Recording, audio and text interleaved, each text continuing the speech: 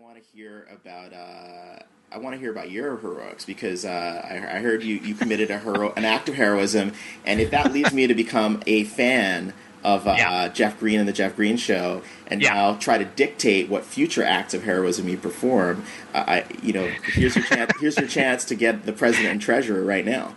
All right, right on. Yeah, if you read my blog or saw my Twitter update, I did in fact have an act of heroism yesterday. But what I want to say about that, and I'm really glad that a few people on my blog sent me the link to something called the bystander effect, which you guys, if you don't know about it, should look up on Wikipedia, because I think that's a lot of what happened in my situation yesterday. And it really, overnight, more my act of quote unquote heroism. What stands out in my mind is what didn't happen with other people. That just sort of like has me a little bit unnerved. So to back up, what happened yesterday was, and this also ties in actually to what we were talking about a couple weeks ago on the, decision making at extraordinary moments, and who does what and why. And so what happened was I was walking the dog with my wife yesterday afternoon. A scorching hot weekend here in the Bay Area. We went on a walk to the market. As we were walking back, we round a corner about 3 blocks from our house, and there's a couch that somebody had abandoned on the sidewalk, because that's the kind of neighborhood I live in. And as we're passing the couch, we notice that there are flames starting to emanate from the top of this couch, from the back part. There's just like a little bit of flame going on. It's not blazing yet, but there's fire there. And so the crucial moment is that moment where we're looking at the flame and we look at each other, and without even talking about it, I know we both sort of had this sort of like, my wife and I had this like, is this our problem kind of thing? Like, I would be lying if I didn't say part of me was just like, let's move the fuck on. This isn't our deal. But that only happened really super fast. I mean, and in the next microsecond, we were both like, oh no, fuck, we have to put this fucking fire out. Like, this is crazy. There's a fire in public here. I should say that, again, it's scorching hot and dry. It's an old, super dry couch, and about 2 feet behind this couch is a wooden fence of a house, and even closer than that, a foot away on the curb, is a parked car, okay? And so there's no question all of a sudden that we have to do something about this fire. And my first thought, of course, is to dial 911, but a woman is riding by on her bicycle at the same time, and she pulls out her phone, and so I'm yelling at her, you got it? You got it? You're going to call 911? And she's like, yeah, I got it. And as I'm doing that, my wife takes a blanket that was sitting on top of the couch and throws it over the flame.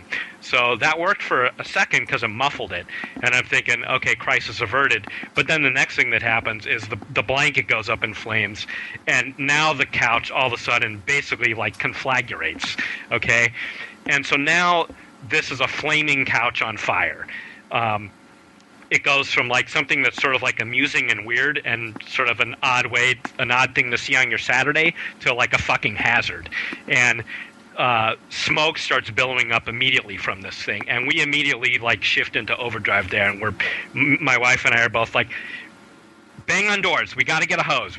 Somebody's got to be around here to get a hose, while this other woman's calling 911. So my wife bangs on a door. I cross the street to where the next closest house is. I bang on a door. And what happens at both of these first houses is that people are home and they don't do jack shit. I can see the people inside the house that I'm banging on, and I'm yelling, there's a fire, there's a fire, and they're just looking at me like I'm probably a psychotic who wants to come in and kill them. And they don't answer the door for me. Over at where the house where my wife is, the guy is looking at the fire. He actually steps outside of his house. He looks at the fire, and he looks at my wife, and he's just said something along the lines of, well, what do you want me to do about it? So Wow. I go over to one door down from the house I'm at, and because this thing, as I'm telling you, it's like a black cloud of smoke billowing up in the neighborhood now. The guy next door, he's like pulling a shirt on and he comes outdoors with his 2 little boys, and he's just like, "What the fuck?" And I'm like, "Yeah, do you have a hose? Because we got to do something." And he goes into the same mode as I do. He grabs his hose, he throws it to me. I run across the street with the hose, and he turns it on, and then basically I spend the next maybe 7 minutes or so putting this fire out. And as I'm doing it, more and more people start coming out of their homes. It's a scene. Mm-hmm. And what strikes me, it didn't strike me at the time. I'm just doing it. I'm just doing what I had to do. I'm putting this thing out and waiting for the fire department. And I don't know if I'm going to succeed or not. I'm just thinking, well, the least I can do is try to contain this thing until the people who know what they're doing get here. So I actually do manage to get it out. But what strikes me the most is not one person comes over to help me. Not one person. And we're talking about like a crowd now. Picture any movie with a crowd scene or any accident that you've driven by or whatever scene. You've got the people standing around. It crossed my mind this morning that I never did actually say to anybody, like, get over here and help me. I never asked for the help. But on the other hand, nobody volunteered the help. So that's really the story. The fire goes out. Basically, as the last flames are coming out, the fire department roars up. The fire truck roars up, and they joke around with me a little bit. The guy says, thanks for doing my job. And I head along on my way with my wife and my dog, and that's the end of the story. So, the point of it really is not to say that I'm awesome, though, it was kind of awesome. But that who wouldn't do what I did? It didn't seem like there was a choice, really. But you know what I'm saying? Yeah. Well, tell us, before we jump in, tell us what you discovered from your readers who weighed in on the bystander effect. Well, the bystander effect is I don't have the page up with me now, but it basically states that, and it's based on psychological studies done after the Kitty Genovese case in New York City, that famous case where a woman was stabbed to death and all these people heard it and nobody did anything about it. I recommend everybody listening to this just Google or just Wikipedia the bystander effect, and maybe we'll post it on our site as well. The notion is that apparently there's an inverse proportion between the number of people standing around and the number of people who will actually then do anything about whatever is happening at the time. And the notion being that people will do what other people are doing. So if people see a crowd and they come outside to look at it and they see that nobody else is doing anything, they figure, well, I guess I don't have to do anything either. Or if they see somebody taking care of it, it's not their problem. That's what I wrote on the blog, was that my feeling is when my wife and I, before we had even had the hose, but we were running around on the street trying to get help, there were already people there. More people could have jumped in. Somebody else could have gotten the hose. It didn't need to be me. And what I wrote on the blog was, look, I didn't start the fire, and this wasn't even my neighborhood. The people whose houses these were, who were in danger, they're just standing there while me and my wife are running around like chicken with our heads cut off. And I think the bystander effect sort of explains that, in that, well, there's people dealing with it, so why should I? Which is a weird phenomenon, rather than let's all chip in and help. Right. Yeah, I don't know what to say to add to that. I think your readers, between you and your readers, I mean, you experienced it and your readers helped sort of break it down. I mean, the only thing I can say is which will hopefully, be relevant, is, coming in, living in New York and just thinking, like, riding the subway in New York, and like how, sometimes you'll have someone get on the train who's aggressive or maybe kind of crazy, or they're saying things that are, they're going into a religious rant, or a racist rant, or an anti-Semitic rant, or something like that. And the thing in New York, which I don't know if it's in the rule book when you get here, or you just pick it up by osmosis, but definitely in New York, riding the subway, you don't engage people. You definitely don't look that person in the eye, because rather than, and the sad thing is if you confronted the person, now it is New York, it could escalate, but odds are they'll probably back down. But what happens is that you don't want the person to fixate on you. You know, so you just like eyes lowered, you know, after they leave, maybe you sort of look over at the person standing next to you and like roll your eyes like, wow, wasn't that crazy? You know what I'm saying? But it's just sort of, and you know, New York is where, if I'm not mistaken, is it New York or Boston where the Kitty Genovese thing happened? I'd have to look it up. I thought it was New York. It might have been New York, but that's, I mean, it sort of breeds that. But like you said, it's like, it's a, I think the bystander effect explains it pretty well, but it is still, had, as you said, pretty shocking that in their own neighborhood, the people themselves who would have been imperiled by this thing still had that feeling of like, you know, hey, someone else is dealing with it. And who knows, since, you know, in our previous episode where we talked about decision making and those things and how far back into our, you know, lizard brains and other parts of the stuff that may go, which is that, you know, I mean, you know, one of the things that cavemen figured out pretty early on is that fire's got some awesome uses. It's also pretty fucking dangerous. And, right. You know, so this thing that maybe they themselves, I think probably couldn't even, they'd have a hard time articulating it in the moment, would probably be pretty embarrassed if it were pointed out to them after the fact. But it's just sort of like, that's fire, that's dangerous, looks like someone's handling it, I'll watch. Right. I'd just like to think that if I was on the other side of that, if I came out the door and I saw some dude, you know, in a EA t-shirt and flip-flops and shorts walking a chihuahua, I mean, you know, I'm no like fucking macho man here in this situation. I'm clearly out of my element. That I would run over, you know, and make sure he was okay, or chip in. Mm-hmm. Maybe I wouldn't. I don't really know. I can't honestly say I know the answer to that question. I'd like to think I would. I mean, the same way that I didn't, you know, that my lizard brain decision was fire, put this fucking thing out, you know. But well, the other thing that might happen too is sort of that, you know, is a certain amount of embarrassment setting in. Like if you've watched, like if I'm in the crowd, let's say, and I've watched you for 2 minutes go do, you know, working on this thing, then, you know, do I start to feel either consciously or subconsciously like, well, if I step in, what if I step in and like, I mean, they're looking at you, you're dealing with it, and even though you're saying you're no hero, or you're not like, you know, you're not James Bond or Neo or any of those, or Jason Bourne, you know, you're there, you know, taking things in your own hands and doing it. What if I step forth onto the stage now in front of this audience and I don't look as heroic as you when I'm doing what I'm doing, or I don't know what I'm doing, or I feel like I'm getting in your way, or you're the alpha guy on the scene? Like, there's so many things that could play into that. I think the end result of no one pitching in is completely wrong, besides the guy who provided the hose. But right. I think... And in fact, that guy then... Sorry, I didn't mean to interrupt you. No. But just to add, that guy then... he did come over to me. So the one guy who did choose to participate then participated more. Because once I had the fire under control, we realized it was flaming from underneath, so he helped me kick it over and get it from underneath. So just adding that detail. Yeah, it's, I mean, that's like hopefully between our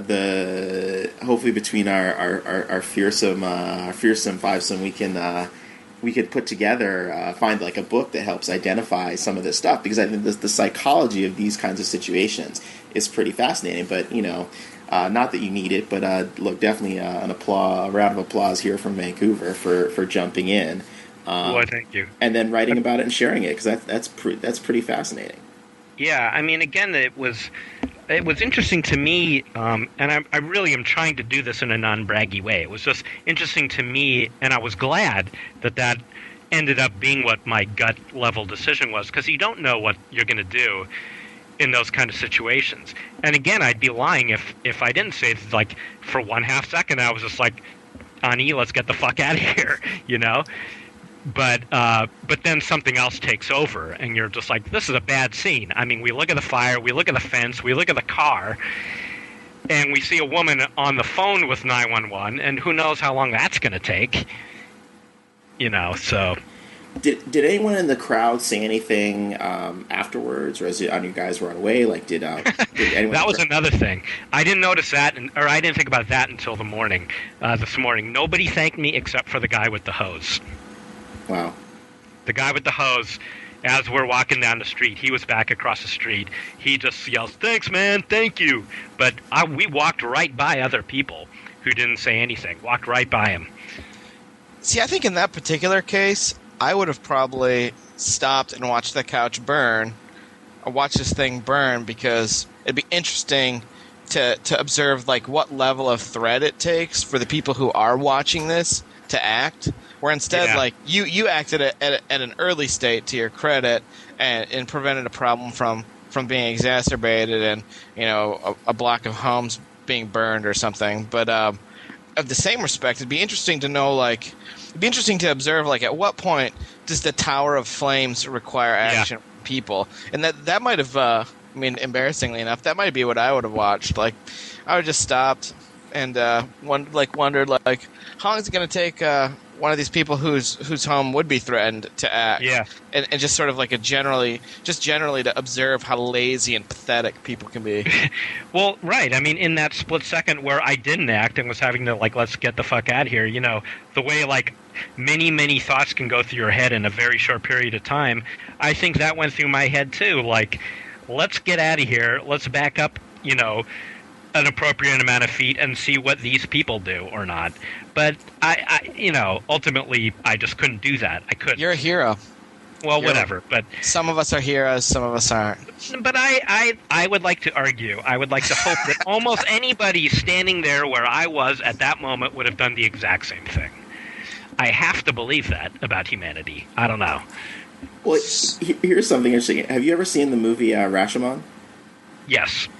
So, outstanding movie. Yeah, a fascinating, an outstanding movie. So, for those of our listeners who don't know the movie, it's directed by Akira Kurosawa, and it became part of the reason it became famous, apart from being a really good movie, is that you have this story about a confrontation that takes place, and it's told from a number of perspectives. And what a Rashomon or the Rashomon effect has come to be known about, is the unknowability of truth. That when you have multiple perspectives, how can you ever decide really what happened? Because the narratives all contradict each other in a variety of ways, and that's true. The movie is certainly about that. But what I thought was sort of the larger meta message, because it's bookended by, if I'm not mistaken, it's been a while since I've seen it. This monk who's who's at this, I don't know if it's a shrine or some sort of shelter. They're out of the way of the rain, and they find a baby, and there's another man present who turns out to have been one of the characters in the story.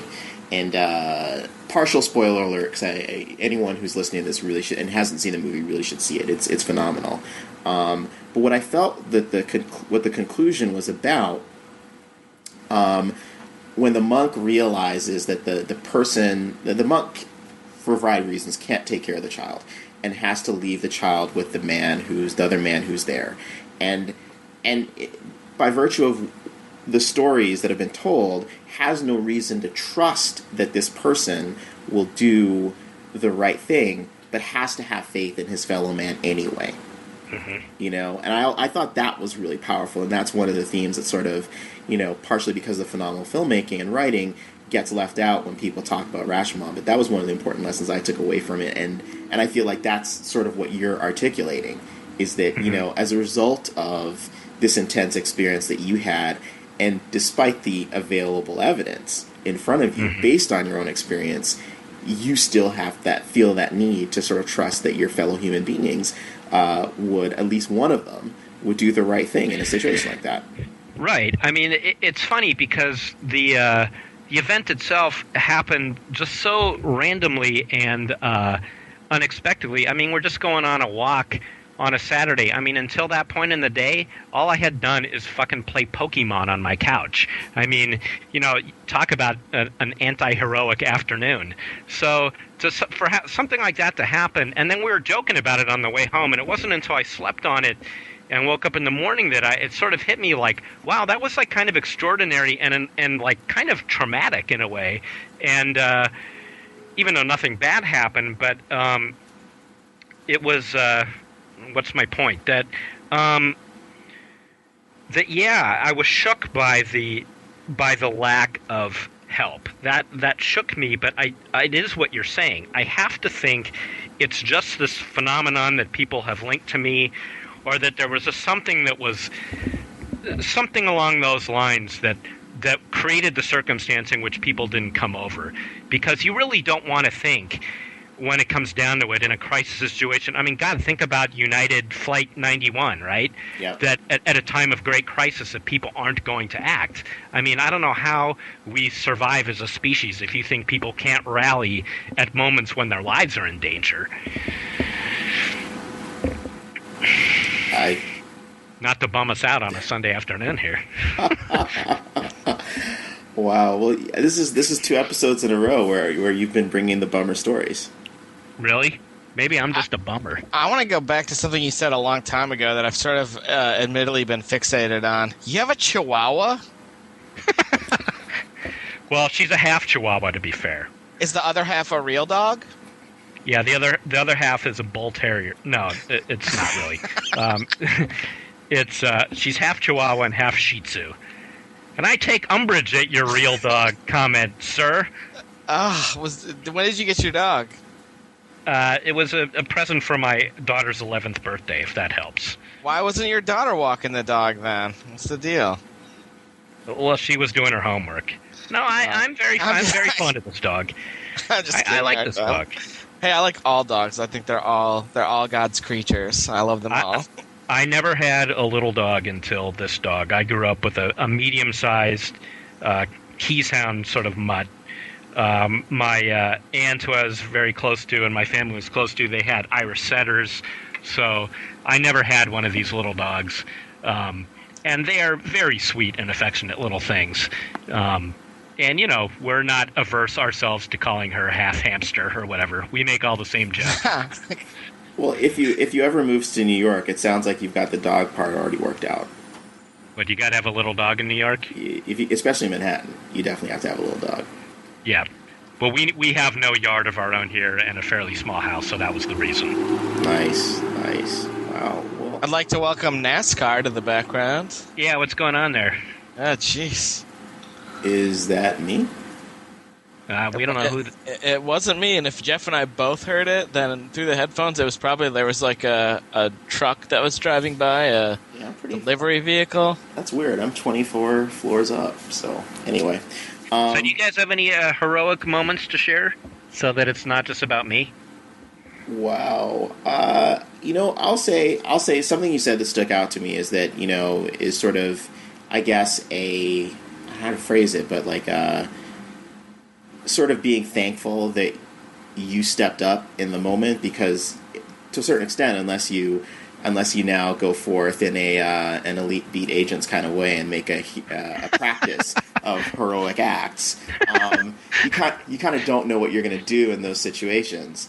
And the closest thing that I can sort of say to relate to that, which definitely won't sound as heroic, so I'm going to caveat it with that. But was that when I was working at Newsweek, Newsweek would have a number of interns over the summer, like 10, 12, whatever, and usually somewhere between 2 and 4 would get kept extended past the summer. Those who had graduated, and some of them might get extended a few times, and then maybe 1 or 2 would actually get entry-level jobs at Newsweek. Well, 2001 was, I believe, the first puncturing of the dot-com bubble, and ad sales and other things were adversely affected, and the economy was a bit down, and as a result, Newsweek didn't retain any interns after the end of summer, so Labor Day. But then 9/11 happened, and Newsweek brought back all of the interns that were still in New York, that were still in the area, and sent a lot of them into the field, along with reporters. But in terms of like a lot of the writing staff in particular, Newsweek wanted them in the office to sort of do a lot of the writing, and so you had a number of interns who were being sent into being sent into harrowing situations, along with Newsweek reporters, staffers as well. I wasn't. I was mostly doing just like cops and firefighter reporting in the vicinity of Newsweek after I made my way there once the train shut down and stuff like that. So we put out 5 issues in 3 weeks. We had, so 9/11 happened on a Tuesday. By Thursday or Friday morning, we had a special issue out. Then we did a regular issue, and another special issue. So it's 5 issues in 3 weeks. And after the first 2 issues came out, so the first special issue and then the regular issue, so it's now the next week, and the managing editor of the magazine sent out an email thanking everyone for the hard work. And I was just in my office, and I was just sort of feeling like, I felt like the interns and the junior staffers like needed something a bit more than that, because they've been called back. A lot of them did come back. A lot of them had already been exposed to some pretty harrowing stuff, and I felt like by virtue of what the chain of command had decided, I hadn't been put into any of those situations, but they were, and I was just like, what do I do? What do I do? And maybe this is sort of like what some of the people in the crowd were feeling, but for some reason I felt a certain amount of helplessness. Like I was in my head and I was like, well, who am I to tell the managing editor that I think that he hasn't done enough, that he needs to go further down the food chain and say something specific? And thankfully, and maybe this is the real quote-unquote hero in this situation, if there was one, was a colleague of mine, Peg Tyre, who actually did a bunch of reporting on Islamic terrorists before any of this happened. But in any case, I told her, her office was next to mine, and I told her, I said, look, this is how I'm feeling. She's like, you should send him an email. You should talk to him. And I was like, all right. And I don't really think I thought it was going to be a career-limiting maneuver, but it definitely felt like, is it really my place to say this? I sent him an email. And I can't remember if he replied to it or not, but the next day, he sent an email out to the people who were in that category and called them into the conference room and thanked them personally. Yeah. And that was sort of a big feeling. Just sort of like it's like I just did it and it was done. It was the right thing to do. I felt it was the right thing to do. The next couple of things that are sort of related, and I'll be a little bit more circumspect on some of the details, but there were a couple of things. One was that, none of them had any health care because they were interns. And, Newsweek was doing some, group therapy, psychological counseling situations and stuff like that. But there were definitely people, like I know for a fact that one of the interns was on the phone with someone who had lost her daughter, and the woman was basically saying she was going to kill herself because she didn't know how she could go on without her daughter and stuff like that. And I definitely feel that, like, while I was fortunate that I didn't know anyone personally who had died or anything like that, there was a way in which that, as reporters, and I'm sure that, the real heroes, like, responders, like cops and firefighters, were dealing with this on a much more intense level. But there was part of me that felt like, okay, we weren't giving ourselves really the time to process what had happened. And then on top of it, we were sort of re-traumatizing ourselves by taking on the stories of other people so that we could relate them to other people, relate them to our readers. So the next thing I tried to do, maybe emboldened by my success, was to try and get Newsweek to come up with some sort of temporary health care for people who are in this situation. And that I was not able to push through.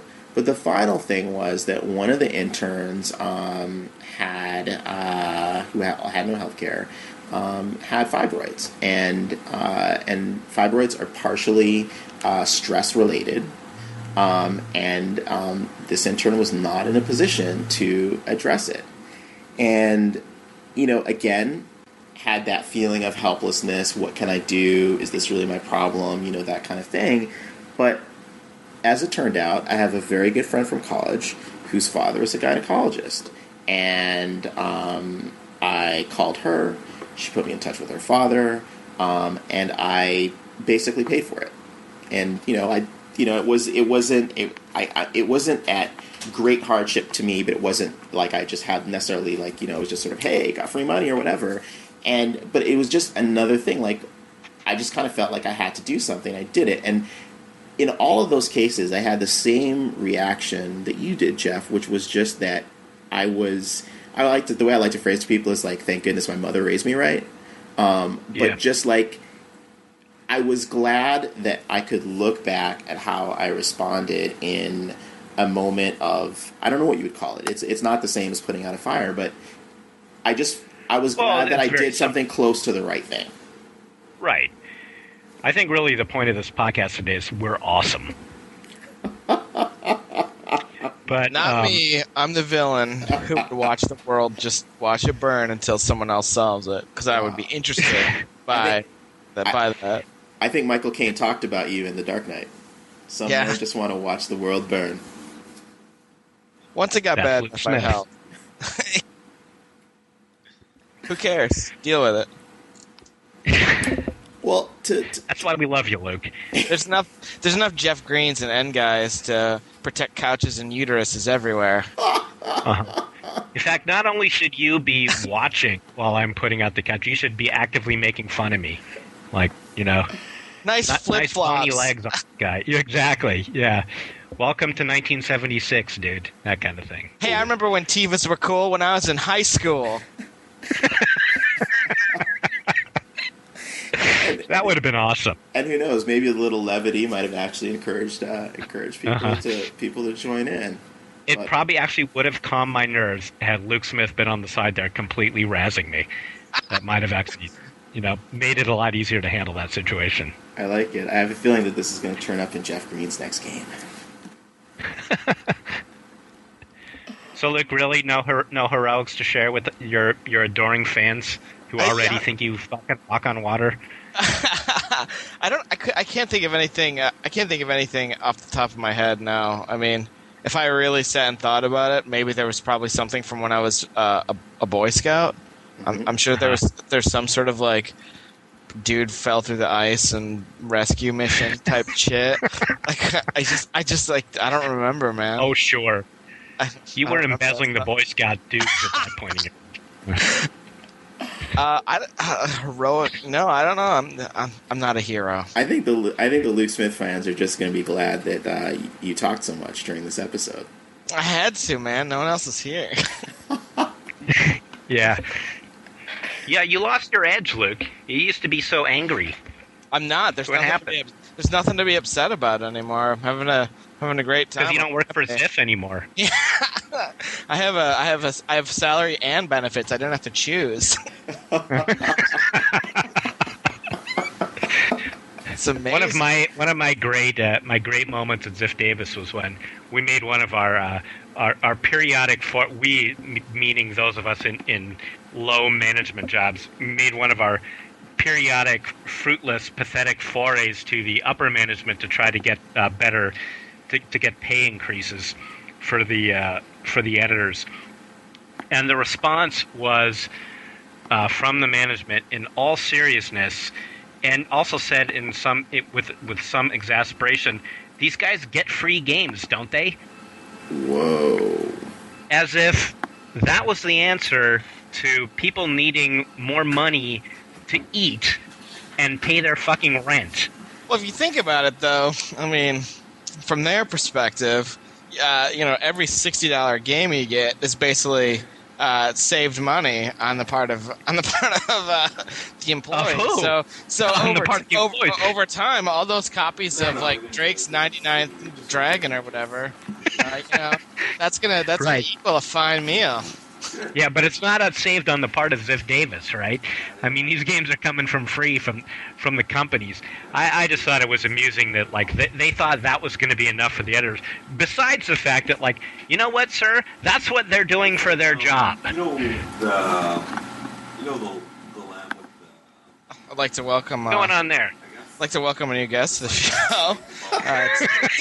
It's background guy. Welcome, background guy. Do you have any heroic stories you'd like to share with us, background guy? Yes. Who was that? Who was background guy? I don't know. I think is that like a Skype party line there? N guy dialed out to one of those 1-900 numbers you see on the USA at 2 in the morning. I think we actually lost N guy. We lost N guy to party guy. No, you didn't lose me. I'm just muting the call while the background guy participates. So you guys carry on without me while background guy. Tell him we said hi. I will. Yeah. welcome to our podcast. You dumb shit.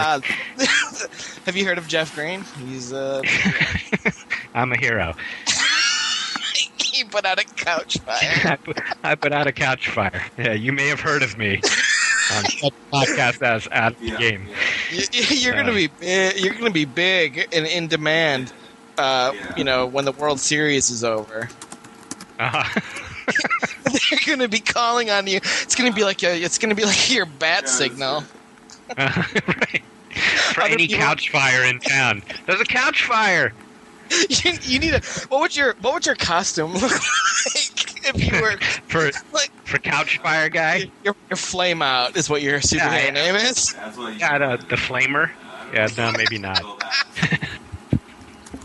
That doesn't have a good ring to it. I don't know. No, that just didn't seem to take. Yeah, that doesn't work. Yeah, I don't know. We need to come up with some kind of design.